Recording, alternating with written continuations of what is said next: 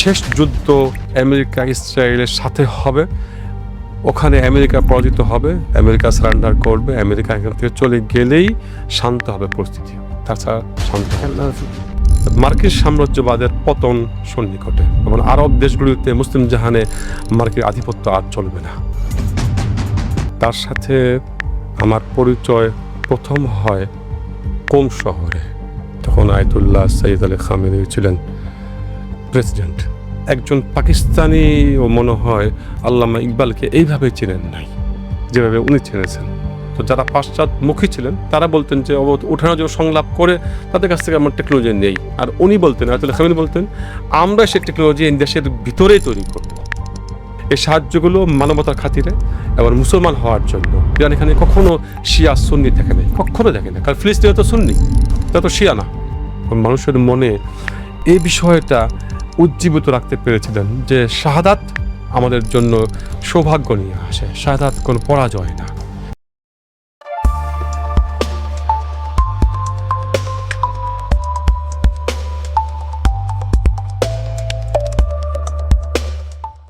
সুপ্রিয় দর্শক শ্রোতা, আসসালামু আলাইকুম।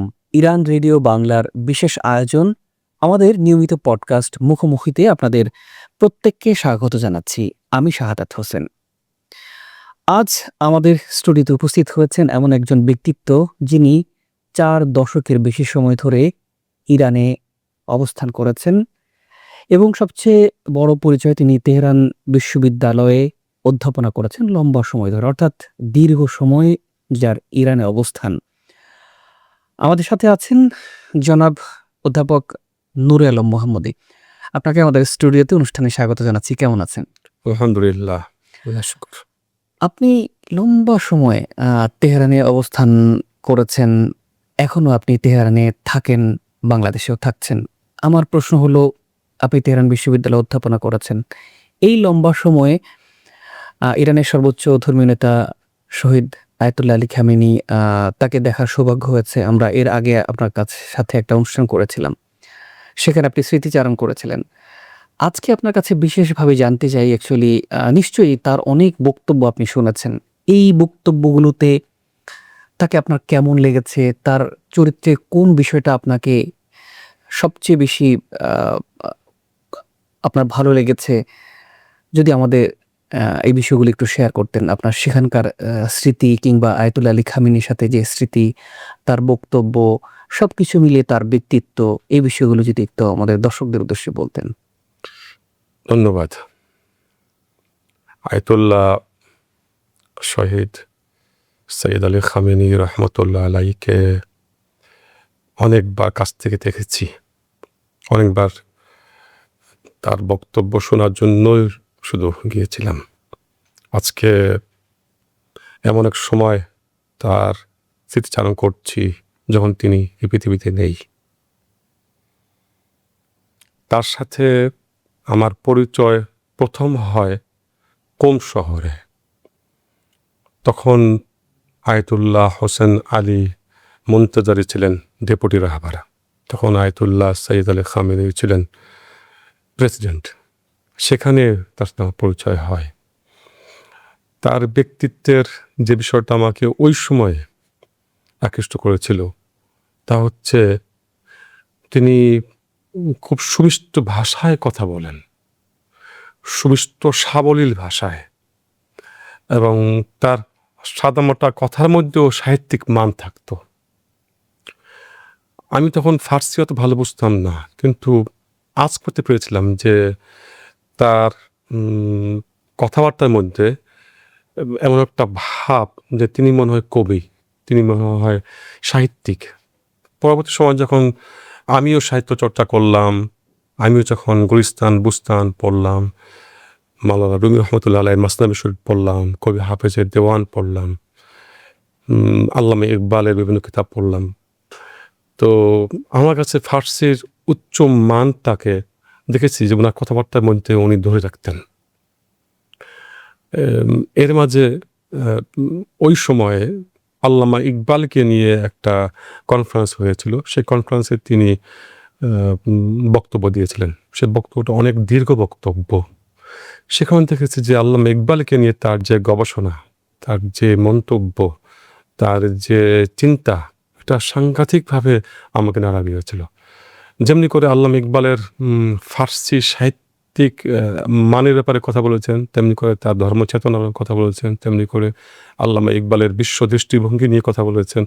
মানে বলা যায় যে একজন পাকিস্তানিও মনে হয় আল্লামা ইকবালকে এইভাবে চেনেন নাই যেভাবে উনি চিনেছেন।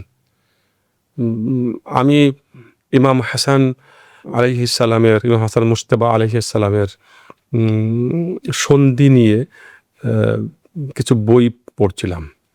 তো ওনার একটা অনুবাদ ছিল, আরবি থেকে ফার্সিতে অনুবাদ করেছেন।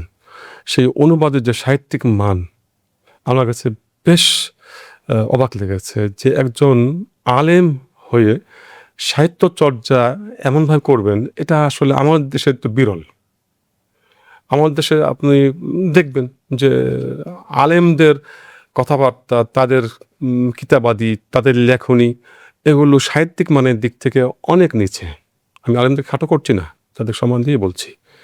কিন্তু যারা আলেম হন আমাদের দেশে, তারা আমাদের দেশের ভাষাকে নিয়ে তেমন একটা সিরিয়াস থাকে না, চর্চাটা নাই।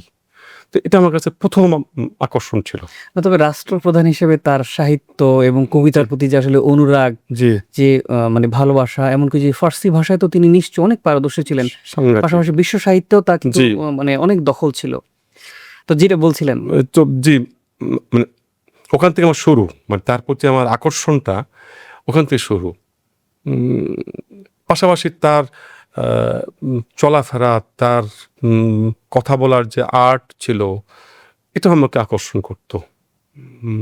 কারণ অন্য অনেক আলেমদেরকে কম শহরে দেখেছি, তাদের আশেপাশেই উঠা বসা করতাম, তাদের সাথে মেলামেশা করতাম, তাদের সান্নিধ্যে থাকতাম, কিন্তু তার মধ্যে আলাদা রকম একটা আর্ট থাকতো তার কথাবার্তার মধ্যে। এর পাশাপাশি ইতিহাস চর্চায় উনি মানে বিরল না বলবো যে অনন্য। মানে ইতিহাস চর্চা আমাদের দেশে তো একজন আলেম তেমন একটা করে না। আর আহলে সুন্নাতুল জামাআতে ইতিহাস চর্চাকে তেমন উৎসাহিত করা হয় না। অনেকে আছেন যারা ঐতিহাসিক ইতিহাসবিদ আমাদের দেশে, তারা কিন্তু আলেম না। কিন্তু তিনি একজন ফকিহ হিসাবে, মানে ফিকহ শাস্ত্রবিদ হিসাবে, একজন আয়াতুল্লাহ হিসাবে, তিনি যেমনি করে কোরআন শাস্ত্রবিদ, যাকে বলে উলুমে কোরআনের, তিনি একজন পণ্ডিত, মানে কোরআনের কারিমের ভাষাগত দিকগুলো চুলচেরা বিশ্লেষণ তিনি করতেন, তেমনি করে পাশাপাশি আবার ইতিহাসবিদও ছিলেন। এই যে জ্ঞানের বিভিন্ন ক্ষেত্রে তার যে দখল ছিল, এই দখলটা আমার কাছে অবাক লাগতো। মানে যতই দিন গেছে ততই তার প্রতি অবাক হয়ে আমি তাকাতাম, তার কথা শুনতাম, তার বক্তব্যগুলো, আমি বিভিন্ন বক্তব্য ছিল, আমি কয়েকবার শুনতাম। হয়তো অনেকে আমার কথাগুলো শুনছেন এই দেশের একজন সুন্নি হিসাবে, হয়তো আপনি দেখবেন, ভাববেন হয়তো যে আমি হয়তো শিয়াদের খুব মানে গুণগান গাইছি। আমি কিন্তু এখানে কোন মাযহাব ধর্মকে টানছি না। আমি একজন ভাষাপ্রেমিক হিসাবে কথাগুলো বলছি। আমার মাতৃভাষাকে আমি ভালোবাসি, দেখেছি। আয়াতুল্লাহ খামেনি ইরানি এক যুদ্ধের সময় তিনি একটা কথা বলেছেন, যা এখনও ইরানিদের মধ্যে অনুপ্রেরণা দেয়, ইরানিদেরকে অনুপ্রাণিত করে। তা হচ্ছে, একজন জিজ্ঞেস করেছেন যে আমি তো ইরানি কিন্তু শিয়া না, তো আমি কি যুদ্ধে যেতে পারবো? বা আমি একজন খ্রিস্টান কিন্তু ইরানি, আমি কি ইরানের এক যুদ্ধে অংশগ্রহণ করতে পারবো?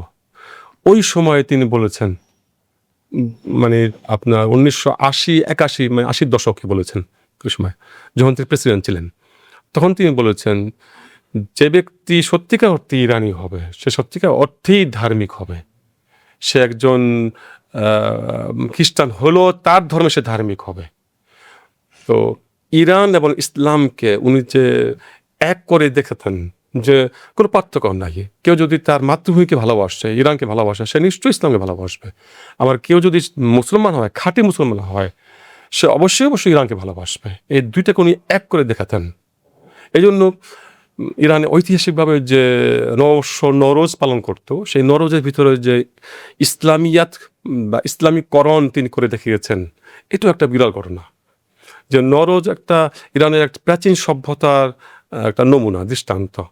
এটাকে ইসলামীকরণ করে উপস্থাপন করাটা কিন্তু খুব কঠিন ব্যাপার ছিল।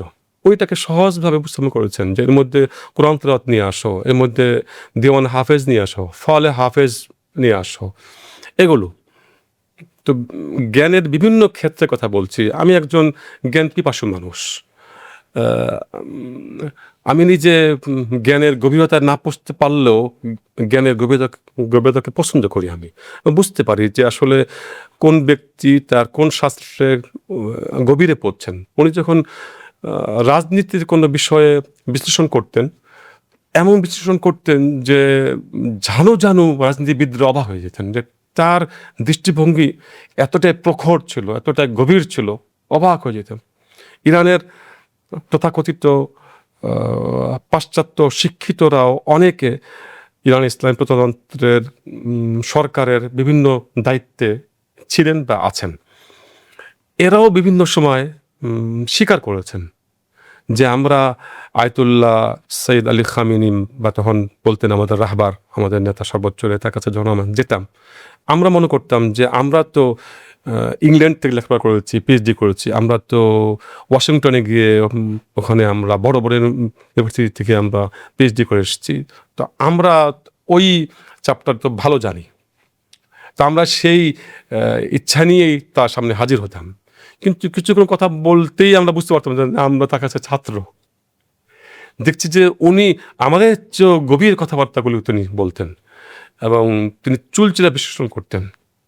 একবার আফ্রিকার একটা দেশের প্রেসিডেন্ট এসে তার সামনে হাজির, কথাবার্তা চলছে, তখন উনি আফ্রিকার ইতিহাস থেকে এমন একটা পয়েন্ট তুলে ধরলেন, তো সে আফ্রিকার প্রেসিডেন্ট অবাক হয়ে গেলেন যে আসলে তো সবাই জানে না, আপনি কিও জানলেন? তখন বললেন ওই বইটাকে আপনি পড়েছেন? বইয়ের নাম পর্যন্ত বললেন যে ওই বই, ওই লেখক এত নম্বর পৃষ্ঠা এই কথা বলেছেন। অবাক, তিনি একজন পাঠক হিসাবেও বিরল। মানে 86 বছর বয়সেও উনি প্রতিদিন লেখাপড়া করতেন, বই স্টাডি করতেন। এই সব কিছুই মিলেই আমি একজন মানে ভাষাপ্রেমী, সাহিত্যপ্রেমী, আমি একজন দেশপ্রেমী হিসাবে উনাকে আমি একজন অনন্য মানুষ হিসেবে দেখছি। আসলে এই সব গুণ নিশ্চয়ই তাকে অনন্য করেছে এবং আসলেই বিরল, এবং একজন রাষ্ট্রের সর্বোচ্চ মানুষ, তিনি সব গুণে গুণান্বিত ছিলেন। না, নিঃসন্দেহে আপনার কথা অনুযায়ী আমরা একটু বলতে চাই, অনেকে বিষয়টা জানেন বা জানতে চান। সেটি হলো যে আমরা যতদূর জানি যে আয়াতুল্লাহ আলী খামেনি তিনি ধর্মীয় শিক্ষায় শিক্ষিত ছিলেন। আমরা প্রচলিত শিক্ষা ব্যবস্থা যেমনটা দেখি আমাদের দেশে স্কুল কলেজ, অনেকে মনে প্রশ্ন আসতে পারে যে তিনি ধর্মীয় শিক্ষা শিক্ষিত হয়ে ইরানের শিক্ষা ব্যবস্থা এমন কি যেই শিক্ষা ব্যবস্থা তাকে সর্বোচ্চ রাষ্ট্রনায়ককে তিনি গিয়েছেন, সর্বোচ্চ জায়গায় গিয়েছেন। এই বিষয়টা নিয়ে যদি আপনি একটু বলতেন।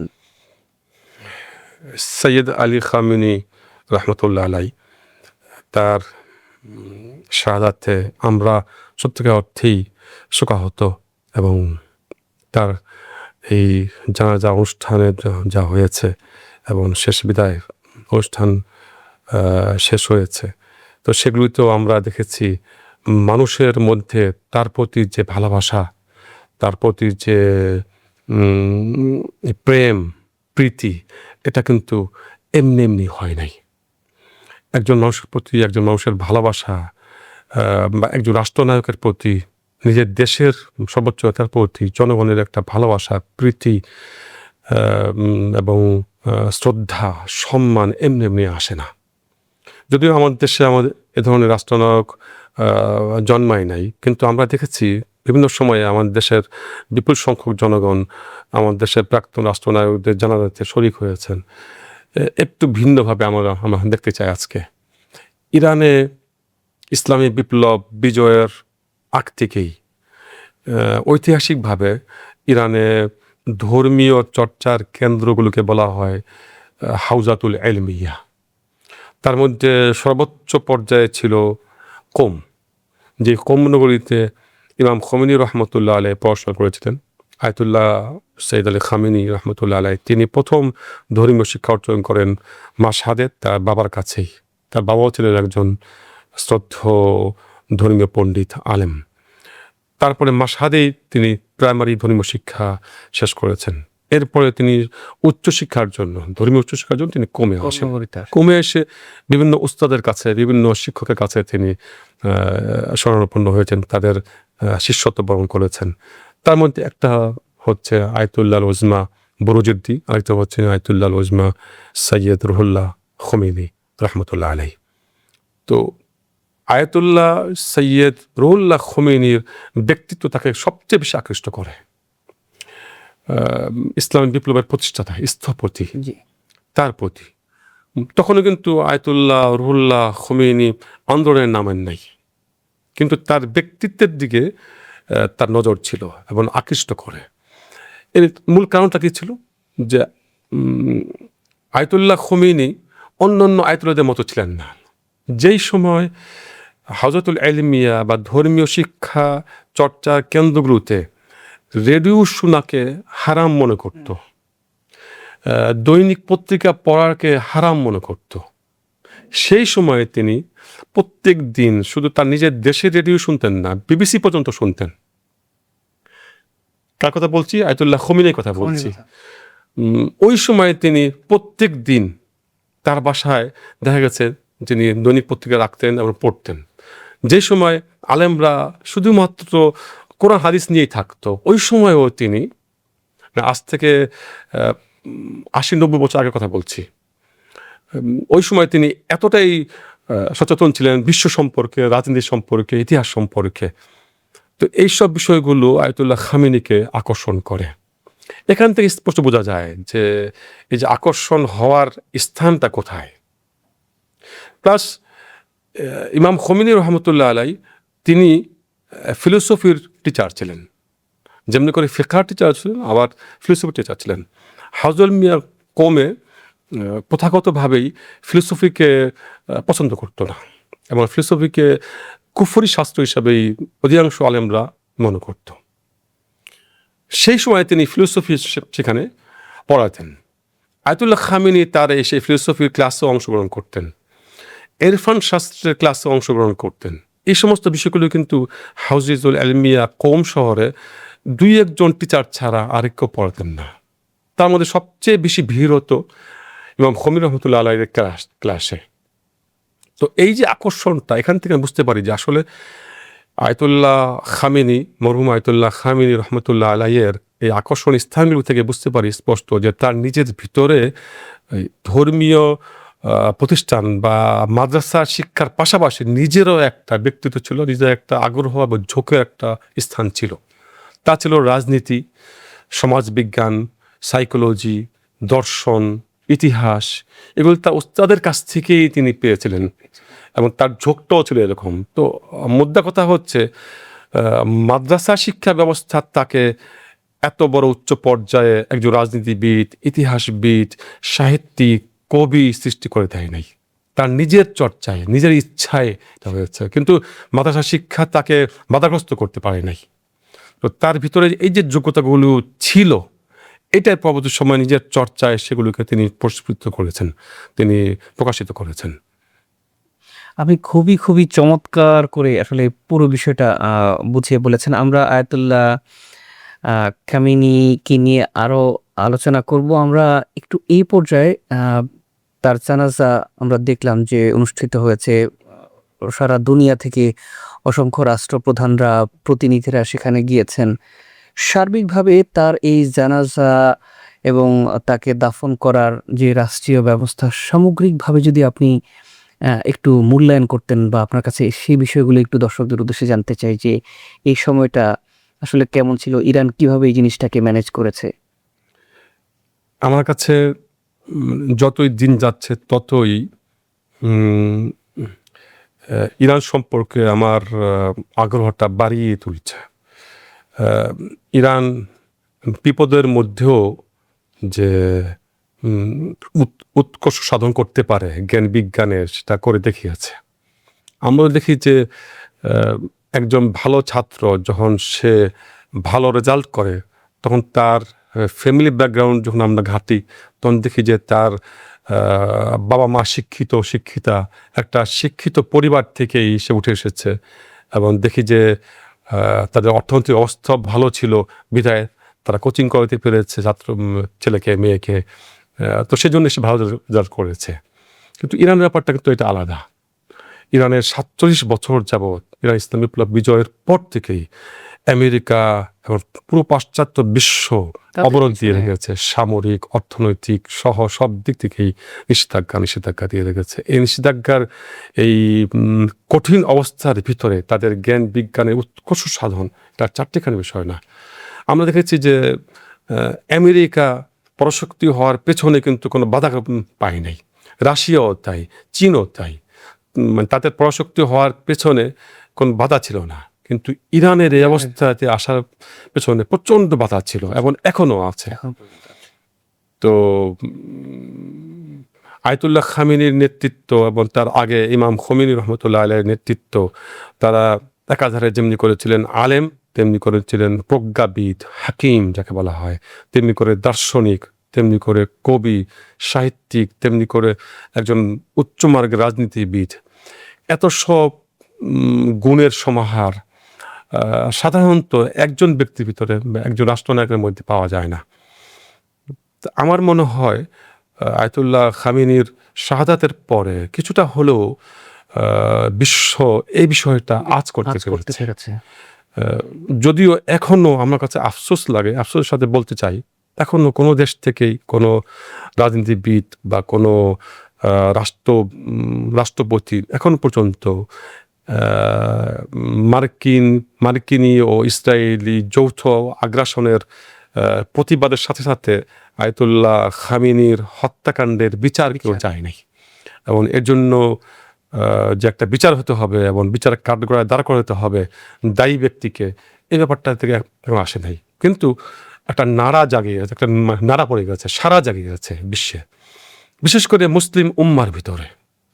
আমরা এখানে দেখতে পাই যে আসলে মাযহাব বিলীন হয়ে গেছে, এমনকি ধর্ম পর্যন্ত এখানে। সৌদি আরবের প্রতিনিধি দলও কিন্তু এবারে শ্রদ্ধা জানিয়ে মাযহাব ধর্ম কোনোটাই এখানে প্রাধান্য পাচ্ছে না। এখানে প্রাধান্য পাচ্ছে যোগ্যতা, যে এত বড় যোগ্য একজন মুসলিম ব্যক্তিত্বকে আমরা হারালাম।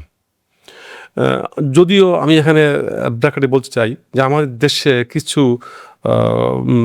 মানে মূর্খ তথাকথিত আলেমরা আয়াতুল্লাহ খামেনি সহ ইরান এবং শিয়াদেরকে এরা মানে খারাপভাবে নিচ্ছে এবং খারাপ কথা তাদের ব্যাপারে বলছে। কিন্তু তাদের এই কথাগুলি বাদ দিলে আমরা দেখতে পাই যে পুরো মুসলিম উম্মাহ কিন্তু আয়াতুল্লাহ খামেনিকে শ্রদ্ধা করছে তার এই ব্যক্তিত্বের কারণে। সবচেয়ে বড় ব্যক্তিত্ব যেটা তার শাহাদাতের পরে ফুটেছে সেটা হচ্ছে যে তার বিরল সাহসিকতা। তিনি যখন জানতেন, এবং এটা প্রচার হয়েছিল ইরানের ভিতরে বাইরে, কখনো প্রকাশ্যে কখনো অপ্রকাশ্যে বিভিন্ন মিডিয়াতে এটা এসছিল যে আমেরিকা তাকে হত্যা করবে এবং তার উপরে আক্রমণ চালাবে। সেটা তো আমরা দেখেছি বারাদুরি যে যুদ্ধ, তখনই কিন্তু মানে হত্যার জন্য এই কথাটা এসেছিল এবং মার্কিন মার্কিন প্রেসিডেন্টও সরাসরি সে তাকে হত্যার হুমকি দিয়ে রাখছিল, তিনি তো লুকিয়ে যান। তো সেটাই বলতে চাচ্ছেন যে এই যে বিষয়টা, তার শাহাদাতের কিছুক্ষণ আগেও নাকি একটা মিটিং ছিল, সেখানেও নাকি শহীদ ডক্টর লারিজানি তিনি বলেছেন তার শাহাদাতের আগে যে আমরা ওনাকে বললাম যে আমাদের নেতা, আপনার তো জানের হুমকি আছে, তো আপনি কোথাও একটু আত্মগোপন করেন কিছুদিনের জন্য। তিনি সেটা তো রাজি হন নাই। তো এই ধরনের একজন সাহসী ব্যক্তিত্ব মুসলিম জাহানে এইভাবে মুসলিম উম্মাহ আল্লাহ রাসূল সাল্লাল্লাহু আলাইহি ওয়াসাল্লামের পরে আর পান নাই, মুসলিম উম্মাহ পায় না, দেখে নাই। এটা প্রকাশিত হয়েছে। এখানে শিয়া সুন্নির কোনো বিষয় না, এটা মুসলিম জাহানের গৌরব। এবং আমরা মনে করি যে আমাদের দেশ থেকে যারা গেছেন, যারা অংশগ্রহণ করেছেন, শরীক হয়েছেন, তারা মানে তারা অবশ্যই গৌরবান্বিত হয়েছেন এবং সৌভাগ্যবান। তো এই জানাজাকে উপলক্ষ করে আমরা দেখছি যে মুসলিম জাহান সহ বিশ্বের বিভিন্ন দেশের, এমনকি অমুসলিম দেশগুলো থেকেও সরকারি বেসরকারি প্রতিনিধি দল এসেছে, আরব দেশগুলো থেকেও এসেছে সরকারি বেসরকারি প্রতিনিধি দল এসেছে। তারা যে শ্রদ্ধা জানাচ্ছে, অর্থ হচ্ছে যে মার্কিন সাম্রাজ্যবাদের পতন সন্নিকটে এবং আরব দেশগুলিতে মুসলিম জাহানে মার্কিন আধিপত্য আর চলবে না। আর এটারই গোড়াপত্তন করলেন আয়াতুল্লাহ খামেনি শাহাদাতের মাধ্যমে। আমরা আয়াতুল্লাহ খামেনি সম্পর্কে যে কথাটা এই মুহূর্তে বলতে চাই, যে আগামী দিনের মুসলিম উম্মার শক্তিমত্তা প্রদর্শনের পেছনে হে শহীদ নেতা, আপনার অবদান অবিস্মরণীয় থাকবে, আপনাকে আমরা ভুলব না। না, নিঃসন্দেহে আপনি খুব ভালো করে বলেছেন, এবং আমরাও আল্লাহর কাছে প্রার্থনা করি আল্লাহ নিশ্চয়ই তাকে জান্নাতের সর্বোচ্চ মাকাম দান করুন। আমিন। আমরা এই পর্যায়ে একটু ইরানের অর্থনীতি নিয়ে কথা বলতে চাই। আমরা দেখেছি ইরানে ইসলামী বিপ্লবের পরে আপনি আপনার বক্তব্য একটু আগে বলছিলেন যে আসলে পশ্চিমাদের অসংখ্য স্যাংশনের মুখে ছিল ইরান, কিন্তু এই সংকটের মধ্যে শহীদ আয়াতুল্লাহ আলী খামেনি তিনি এমন এক প্রতিরোধমূলক অর্থনীতির তত্ত্ব ইরানিদের সামনে নিয়ে এসেছিলেন, যে কারণে এত সংকট, এত বাধা, এত বিপত্তি, অর্থনৈতিক সংকটের মধ্যেও কিন্তু ইরানের অর্থনীতি টিকে ছিল, এখন টিকে আছে ভালোভাবেই বলা যায়। এই যে প্রতিরোধমূলক অর্থনীতির তত্ত্ব, সেটি নিয়ে যদি দর্শকদের উদ্দেশ্যে একটু কিছু বলতেন, কারণ অনেকে হয়তো বা এই বিষয়টা জানেন না। শহীদ আয়াতুল্লাহ খামেনি রহমতুল্লাহ আলাইহির বিভিন্ন বক্তব্যে আমরা সুস্পষ্টভাবে অর্থনীতির এই প্রতিরোধী অর্থনীতি সম্পর্কে অনেক কথা শুনেছি, এবং ইরানের অর্থনীতিবিদরা পর্যন্ত তার এই মূলনীতিগুলোকে নিয়ে কাজ করেছে। কিভাবে এই স্যাংশনগুলোকে এড়িয়ে চলা যায়।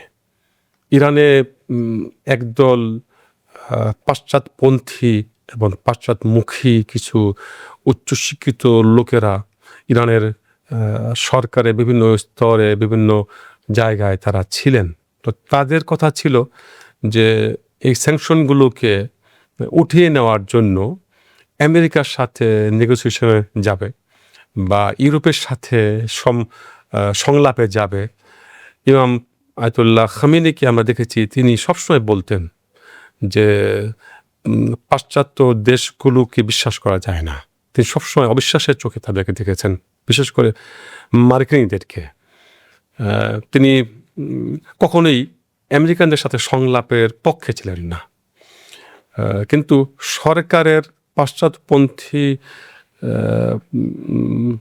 দায়িত্বপ্রাপ্ত ব্যক্তিদের চাপে তিনি সেটাকে মেনে নিতেন এবং তাদেরকে সুযোগ করে দিতেন যে তোমরাও অভিজ্ঞতা অর্জন করে দেখো।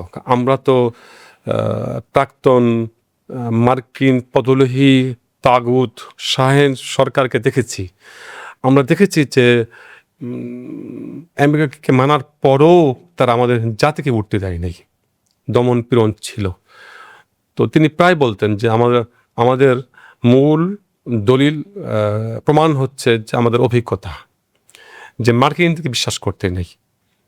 তো সেই সূত্রে তিনি বলতেন যে স্যাংশন উঠিয়ে নেওয়ার জন্য তাদের সাথে সংলাপ না, স্যাংশনকে এড়িয়ে চলতে হবে। কিভাবে এড়িয়ে নিজেদেরকে তৈরি করা যায়।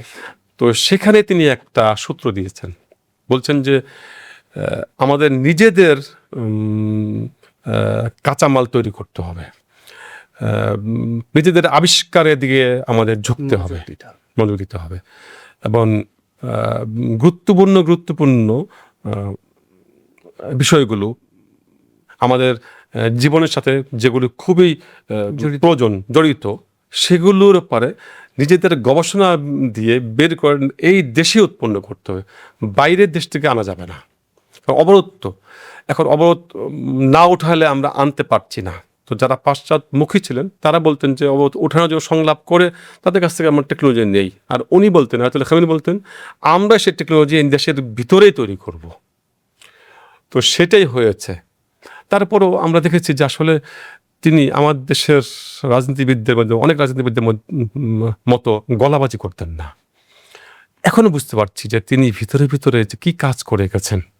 সামরিক ক্ষেত্রে তো সবার কাছে পরিষ্কার, সারা দুনিয়া দেখেছে যে আমেরিকা ইসরায়েলকে চপটে ঘাত দিয়েছে, পরিষ্কার। কিন্তু অর্থনৈতিকভাবে তিনি চুপচাপ নীরবে নিভৃতে কাজ করে গেছেন, যদিও এ ব্যাপারে কিন্তু তার দায়িত্ব না এই কাজটা করা, দায়িত্ব ছিল সরকারের। কিন্তু সরকার যখন সংলাপ লিপ্ত এবং আমেরিকাকে বিশ্বাস করছে যে আমেরিকার সাথে সংলাপ করে একটা চুক্তি করতে পারলে স্যাংশন উঠে গেলে আমাদের অর্থনীতি ভালো হয়ে যাবে, ইমাম খামেনি রহমতুল্লাহ আলাইহি কখনো এটা বিশ্বাস করতেন না। তিনি বলতেন যে আমাদের অর্থনীতি ভালো হবে আমাদের নিজেদের ভিতর থেকেই। এজন্য উনি নত দিতেন ভিতরে, এবং উনি প্রায় বলতেন আমি আমার দেশের যুবকদের উপর বিশ্বাস করি, আস্থা রাখি, আমার দেশের যুবকরাই পারবে এই দেশকে গড়তে, আগামী দিনের ইরান যুবকদের হাতেই থাকবে। এই কথাগুলো তখন বলতেন, আমরা তো দূর থেকে শুনতাম দেখতাম, কি করছেন উনি তা তো বুঝি নাই। তো এখন বুঝতে পারছি যে চিকিৎসা বিজ্ঞানের যে অভূতপূর্ব উন্নতি, ড্রোন শিল্পে, সামরিক খাতে, সামরিক শিল্পে যে অভূতপূর্ব উন্নতি, এর সাথে সাথে বিভিন্ন ভারী হালকা গাড়ি শিল্পে এবং বিভিন্ন টেকনিক্যাল বিষয়গুলোতে ইরানের যে অভূতপূর্ব উন্নতি, প্রযুক্তিগত উন্নতি, এটা তো বিশ্ব এখন অবাক হয়ে দেখছে। এত সব স্যাংশনের মুখ, এই সব কিছু আয়াতুল্লাহ খামেনির পলিসিতে চলেছে।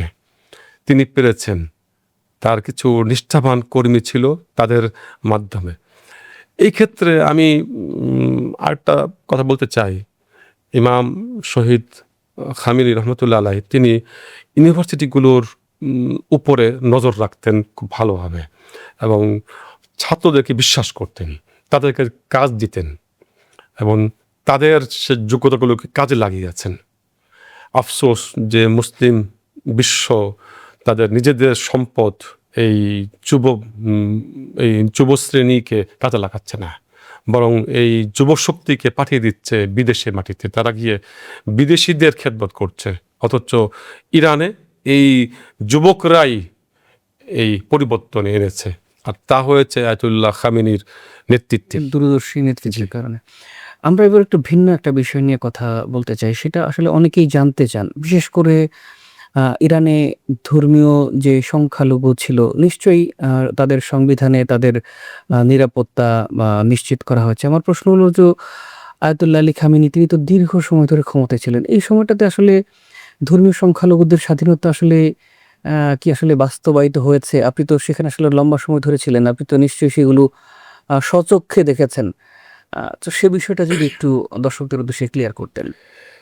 প্রিয় দর্শকরা, আপনারা জেনে খুশি হবেন যে আমি ইরানে সুন্নি অধ্যুষিত এলাকাগুলোতে অনেকবার ভ্রমণ করেছি, এবং সুন্নিদের সাথে আমি অনেকবার সরাসরি কথাবার্তা বলেছি, সুন্নি আলেমদের সাথে, সুন্নি সরকারি বেসরকারি দায়িত্বশীলদের সাথে সরাসরি কথা বলেছি, এবং সুন্নি জনগণের সাথে মিশেছি, তাদের সাথে নামাজ পড়েছি, তাদের কথাবার্তা শুনেছি।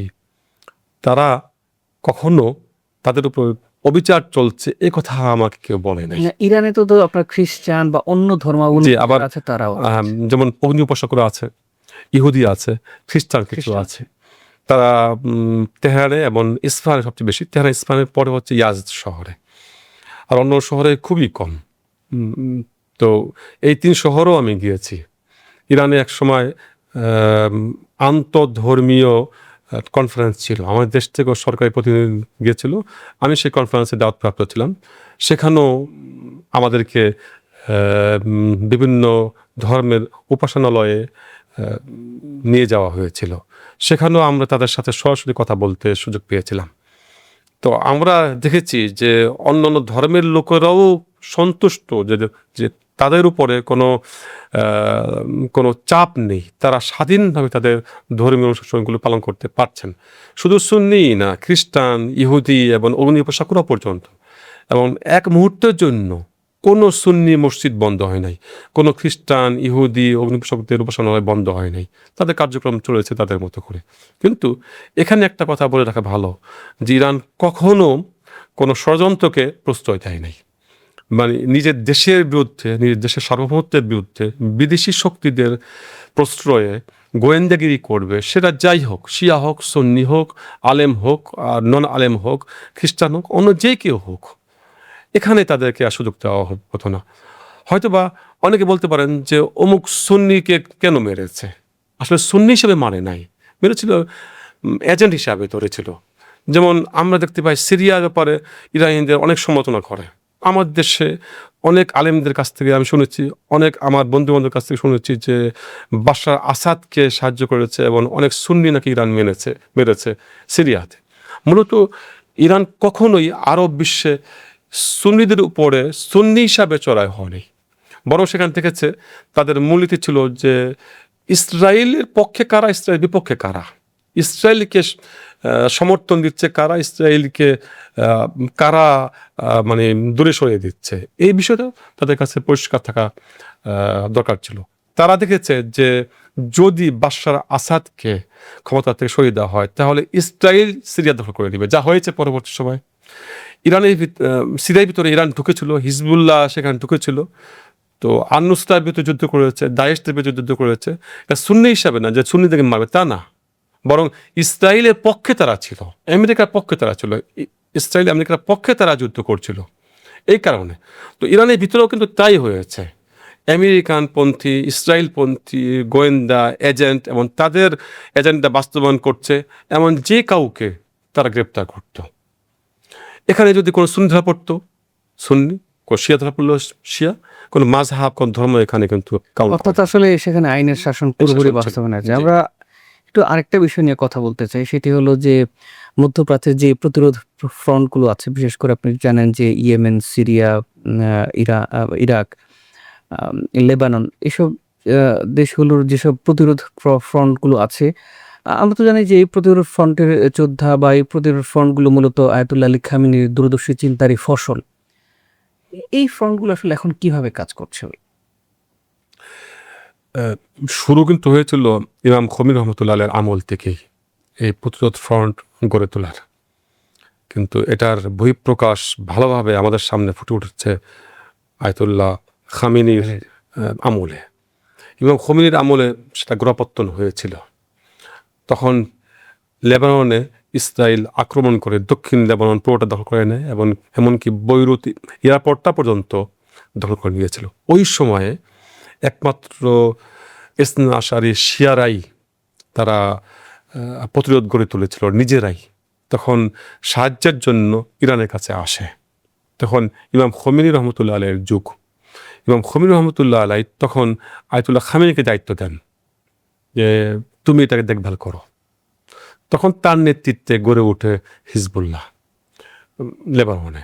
আস্তে আস্তে তাদেরকে সাহায্য করা হয়। ইয়েমানেও তাই। ইয়েমানে বিপ্লব হয়, সেই বিপ্লবে বিজয়ী হয় জনগণ। জনগণের সাহায্যেই একটা বিপ্লবী সরকার সেখানে গঠিত হয়। এই কারণে আমেরিকা ও ইসরায়েলের চক্ষুশূল তারা হয়। আমেরিকা ইসরায়েলের উস্কানিতে সৌদি আরব, আরব আমিরাত এবং মিশর এরা জোট করে সম্পূর্ণ অবরোধ দেয় ইয়েমেনের উপরে এবং আক্রমণ চালায় আকাশপথে, নৌপথে, স্থলপথে। তো সে আক্রমণ শিকার হয় ইয়েমেনের জনগণ, বিপ্লবী সরকার। তখন তারা সাহায্য চাইতে আসে ইরানের কাছে। ইরান সাহায্যের হাত বাড়িয়ে দেয়। ইরাকও দেখতে পাই যখন দায়েশ তারা মানে তাদের উত্থান হয়, আমেরিকার প্রেসিডেন্ট বারাক ওবামার মাধ্যমে দায়েশ গঠিত হয়েছিল এবং ইসরায়েলের সাহায্যে এবং তুরস্কের বর্তমান সরকারের সাহায্যে এই তিন, এমনকি সৌদি আরবের বর্তমান সরকারও সাহায্য করেছিল। এই দায়েশের উত্থানের পেছন তাদের হাত ছিল। তো এই দায়েশের উত্থান হয়েছিল ইরাকের শিয়া সরকারকে ধ্বংস করার জন্য, শিয়া সরকারকে উৎখাত করার জন্য। সেখানে ইরাকের নির্বাচিত সরকার সাহায্য চেয়েছে ইরানের কাছে। তখন ইরান সাহায্যের হাত বাড়িয়ে দিয়েছে এবং ইরাককে বাঁচিয়েছে। ইরান কিন্তু নিজে ইচ্ছা করে আরব দেশগুলোতে ঢুকে নাই। এটা আমার দেশের মানুষের অনেকেই জানে না। মনে করেছে, অনেকে এই কথা বলে যে ইরান তার নিজের অস্তিত্ব টিকে রাখার জন্য এবং প্রক্সি নেটওয়ার্ক বিস্তার করেছে এবং এগুলোকে ছড়িয়ে দিয়েছে। তা মূলত না। মূলত ওই দেশগুলোর জনগণই ইরানের কাছে এসেছে, সাহায্য চেয়েছে, ইরান সাহায্যের হাত বাড়িয়ে দিয়েছে মুসলমান হিসাবে মুসলমানদের সাহায্য করার জন্য, যে তাদের সার্বভৌমত্ব, তাদের দেশকে রক্ষা করার জন্য তারা সাহায্য করছে। তো এই ক্ষেত্রে আস্তে আস্তে দেখা গেল যে এই সকল ফ্রন্টের প্রতিরোধ যোদ্ধাদের মূল কেন্দ্রবিন্দু হয়ে গেল ইরান। এটা কিন্তু ইরানের সাহায্যের কারণে হয়েছে, কারণ দেখেছে যে মুসলিম বিশ্বের আর কেউ সাহায্য করছে না আমেরিকা ইসরায়েলের বিরুদ্ধে।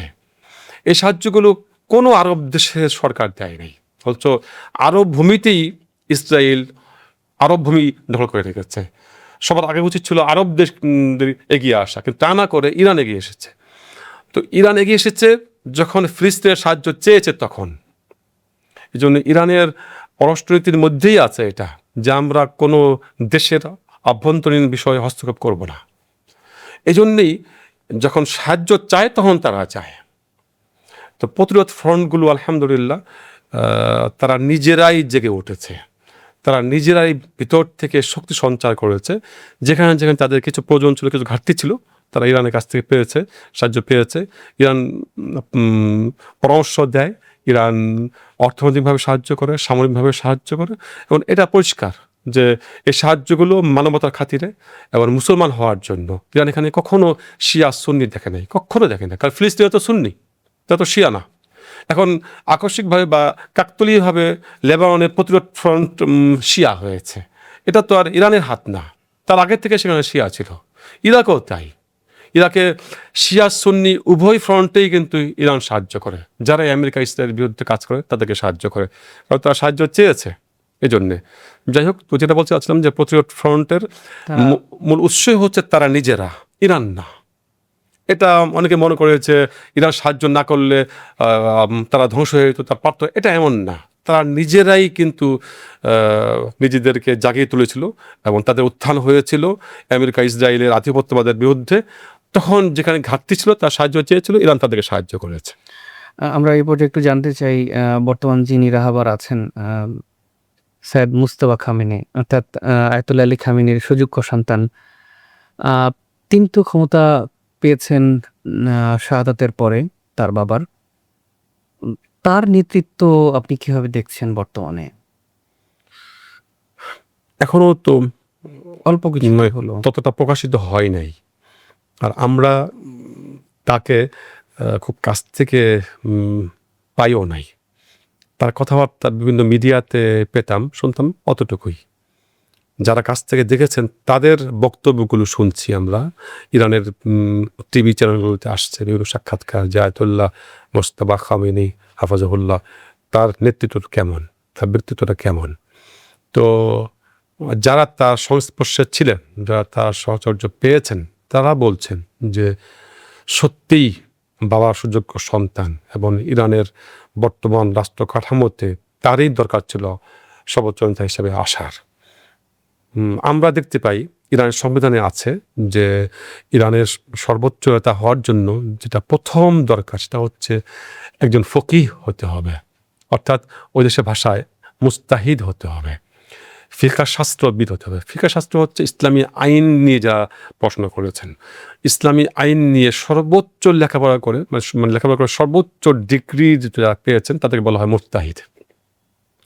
এটা হচ্ছে প্রথম গুণ তার থাকতে হবে। কিন্তু পাশাপাশি সাহসিকতা এবং শত্রু মিত্রকে চেনার ক্ষেত্রে পারদর্শিতা, দেশ ও বিদেশ সম্পর্কে তার জ্ঞান, এই সকল বিষয়গুলো থাকে।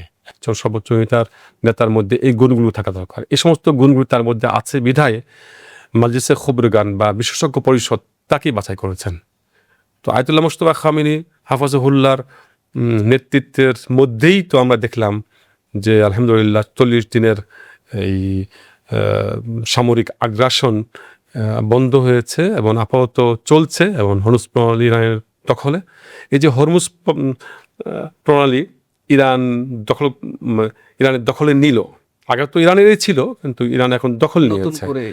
জি, আগে এই ধরনের কাজ ইরান করে নাই, এখন যে করলো এটা তো আয়াতুল্লাহ মুজতবা খামেনির সময়কালেই হলো।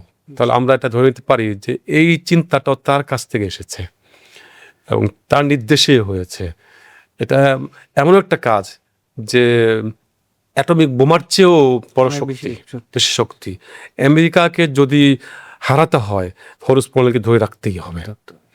আপনি 40 দিনের যুদ্ধের কথা বললেন, সেটা আসলে এখন যুদ্ধবিরতি যদি বলি যে আসলে বন্ধ আছে, কিন্তু আবার আমরা দেখি যে আসলে এই যে চাপিয়ে যে যুদ্ধ আমেরিকা, ইসরায়েলের, ইরানের প্রতি আলোচনা চলছে, আলোচনার টেবিলে একদিনের আলোচনা চলছে। পাকিস্তানের মধ্যস্থতা করেছে, কিছুদিন আমরা দেখেছি। আবার কখনো, কখনো পরস্পর বিরোধী আক্রমণও কিন্তু হচ্ছে এর মধ্যে। সবকিছু মিলিয়ে সাস্টেনেবল যে সমাধান এই অঞ্চলে বা ইরানে, আমেরিকা, ইসরায়েল, ইরান, সাস্টেনেবল সমাধান কি আপনি আসলে দেখেন? কি মনে হয়? এই সমাধানটা চূড়ান্তভাবে হবে তখনই যখন মধ্যপ্রাচ্য থেকে আমেরিকার সব ঘাঁটিগুলো সরে যাবে এবং এখন তো সেই ঘাঁটিগুলো কার্যত অচল। অচল। তারপরও আমেরিকার কিছু ঘাঁটি আছে, যেমন জর্ডানে আছে, কিছু ঘাঁটি আছে সৌদি আরবে, সেগুলো কিন্তু অ্যাক্টিভ আছে। এখনও ইরাকে কিছু ঘাঁটি আছে, সেগুলো অ্যাক্টিভ আছে। সব ঘাঁটিগুলো অচল হয় নাই। শুধুমাত্র কাতারে, কুয়েতে এবং বাহরাইনে এখনো এখন তেমন একটা সচল না। আপাতত আরব আমিরাতে সক্রিয় ভূমিকায় নাই ঘাঁটিগুলো, কিন্তু ঘাঁটিগুলো মেরামতের কাজ চলছে। সেখানে ইসরায়েল প্রবেশ করেছে এবং আমরা বলতে চাচ্ছি যে এটা দ্বিতীয় ইসরায়েল, আরব আমিরাত। যাই হোক, তো আরব বিশ্ব থেকে এখনও আমেরিকা হাত গুটিয়ে নেয় নাই। এরপরে আমেরিকা চাইবে যে তার অন্য সব জায়গা থেকে, সব দেশ থেকে যদি সামরিক ঘাঁটিগুলো তুলেও নেয়, সেই ঘাঁটিগুলোর সকল শক্তিগুলো ইসরায়েলের ভিতরে তারা সমবেত করবে। এবং ইদানিং আমরা দেখতে পাচ্ছি বিভিন্ন ঘাঁটির সরঞ্জামগুলো সব ইসরায়েলি নিয়ে যাচ্ছে। যদিও আমরা আগের থেকে জানি যে ইসরায়েল নামে কোনো রাষ্ট্র নাই, এটা আমেরিকার একটা সামরিক ঘাঁটি।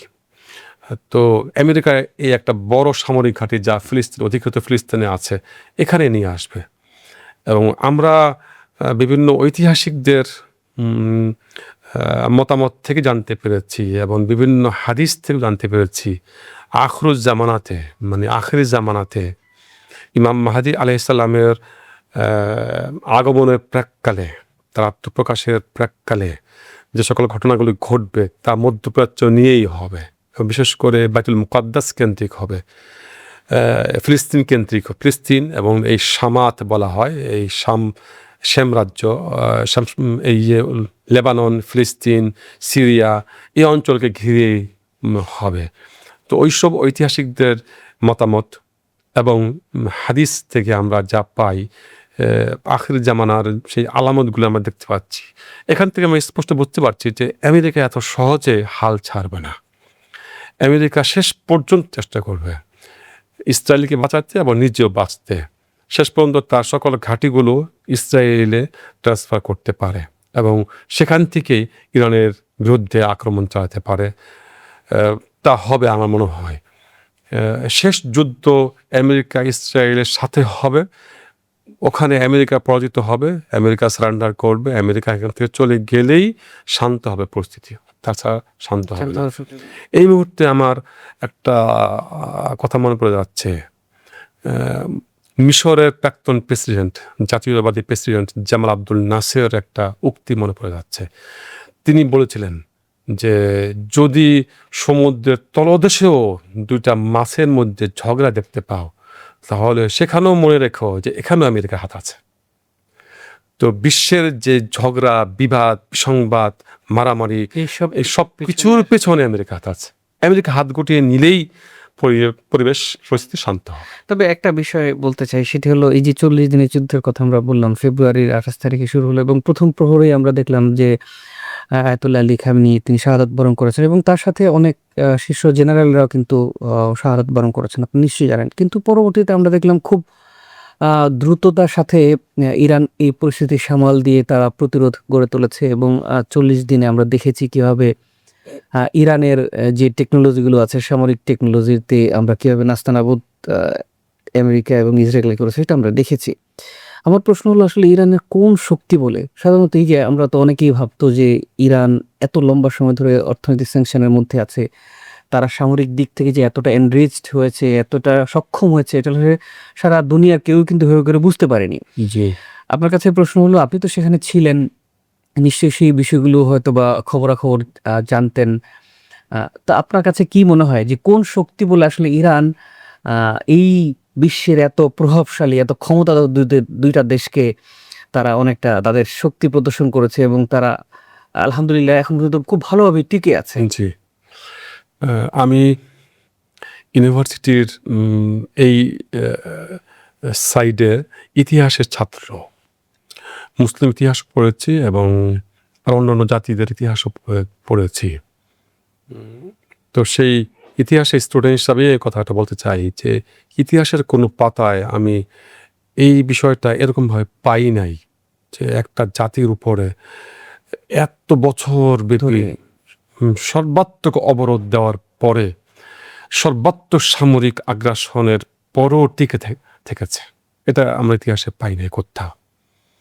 হালাকু খানের আক্রমণ দেখেছি, চেঙ্গিস খান আক্রমণ দেখেছি, এদিকে আরবদের উপরে খ্রিস্টানদের আক্রমণ দেখেছি, বিভিন্ন ইতিহাস, বিভিন্ন জাতির ইতিহাস পড়েছি, কোথাও এ ধরনের অবদান দেখি নেই। তো এই সব কিছু পর্যালোচনা করলে আমি এটা বলতে পারি যে ইরানিদের রক্ত মাংসের ভিতরে, অস্থি মজ্জার ভিতরে ইমাম হুসাইনের সংগ্রাম আন্দোলনের বিষয়টা প্রথিত হয়ে আছে এবং ইমাম হুসাইনের সেই অসহায়ত্বের শাহাদাত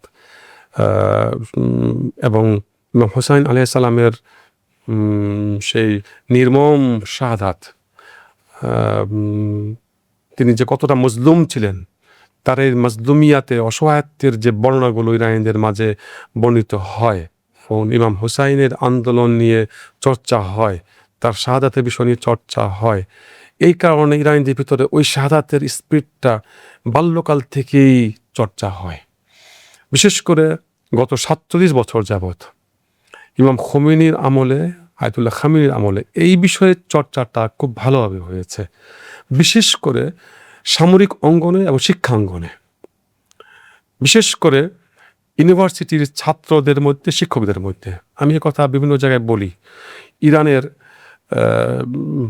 জনগণরা এমনিই সভ্য, খুব আন্তরিক, এরা খুব সংস্কৃতি মনা, কিন্তু তার মধ্যে আমি সবচেয়ে সভ্য, ভালো, অমায়িক ব্যবহার এবং আচার ব্যবহারে খুব বেশি সভ্যতার প্রকাশ পেয়েছে দেখেছি এরকম, সেটা দুই শ্রেণীর মধ্যে। একটা হচ্ছে সামরিক বাহিনীর মধ্যে, একটা হচ্ছে ইউনিভার্সিটির টিচারদের মধ্যে।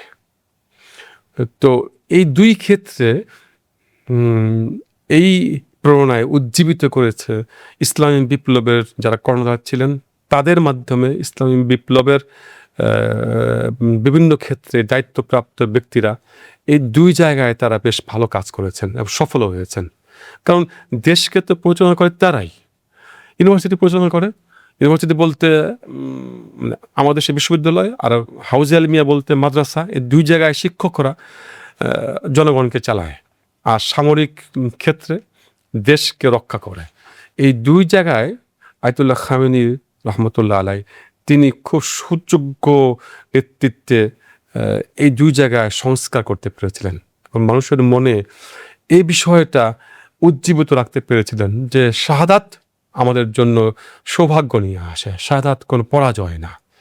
একটা ছোট্ট বাচ্চা থেকে শুরু করে একজন ৮০-৯০ বছর বৃদ্ধ পর্যন্ত শাহাদাত পিয়াসী কীভাবে হয়, শাহাদাত কামনা কীভাবে করে। একটা ছোট্ট বাচ্চাও যখন তার মার সাথে আয়াতুল্লাহ খামেনির সাথে দেখা করতে আসে, তখন আয়াতুল্লাহ খামেনির কাছে এসে তার সে বিনয়ের সাথে আরজি পেশ করে যে হে রাহবার, আমার জন্য দোয়া করবেন, আমি যেন শহীদ হতে পারি। এই কামনাটা এই ছোটবেলায় ৪-৫ বছরের ছেলে বা মেয়ে কিভাবে কামনাটা করতে পারে? অর্থাৎ জাতিগতভাবে সামগ্রিক তাদের মধ্যে আসলে এই চেতনা বা এই চেতনাটাই হচ্ছে তাদের মূল শক্তি।